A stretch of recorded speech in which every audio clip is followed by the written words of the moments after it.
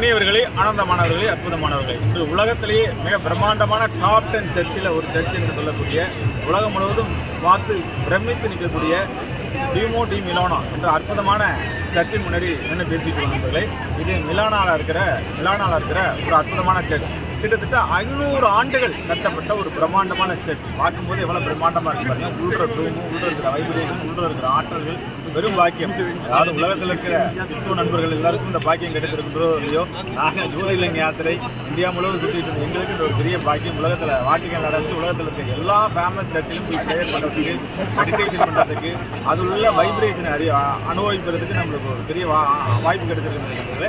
1300ஆம் ஆண்டு கட்டப்பட்டு இது பிரம்மாண்டம் ஒரு உச்சத்தில் கட்டடங்களின் உச்சமாக கட்டப்படணும்னு டிசைன் பண்ணி ஆரம்பிக்கப்பட்ட இந்த சர்ச் வந்து பார்த்தீங்கன்னா கிட்டத்தட்ட ஒரு 200-300 ஆண்டுகள் கட்டுறது நிப்பாட்டுறது அப்படிங்கிற மாதிரி நின்று, அதுக்கப்புறம் 1800ஆம் ஆண்டு வந்து நெப்போலியன் போனாபட் வந்து பார்த்தீங்கன்னா இங்கே வந்து இந்த ஆர்கிடெக்டை பார்த்து பிரமிச்சு போய் இட்டாலியோட விஷயங்கள் எல்லாத்தையும் பார்த்து ரோம்லையும் சரி இட்டாலியும் சரி நெப்போலியன் ஆதிக்கம் மிக பிரமாண்டமாக இருக்குது. நெப்போலியனுடைய கட்டடக்கலை தான் உலகம் முழுவதும் வியாபித்திருக்கு. அப்படி அவர் வியந்து நிற்கும் போது இதுக்கு ஃபினான்ஸ் பண்ணி இதோட பணங்கள் சப்போர்ட் பண்ணி அவர் எடுத்து கட்டி முடிக்கப்பட்ட ஒரு பிரம்மாண்டமான சர்ச் நண்பர்கள். இதுக்கு எல்லாருக்கும் மிக அற்புதமான வேர்ல்டே ஃபேமஸ் கத்தீட்ரலில் ஒன்றாக காட்சி எடுத்து கொண்டிருக்கிறது. உலகத்தில் இருக்க கிறிஸ்தவர்கள் எல்லாருமே, ரோமுக்கு வந்தவர் எல்லாருமே இங்கு வந்து இந்த சர்ச்சில் ப்ரே பண்ணுறாங்க.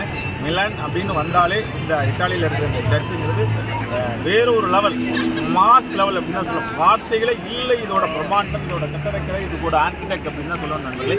வைப்ரேஷன் வேற லெவல் நண்பர்கள். நன்றாக புரிந்து கொள்ளுங்கள் நண்பர்களே.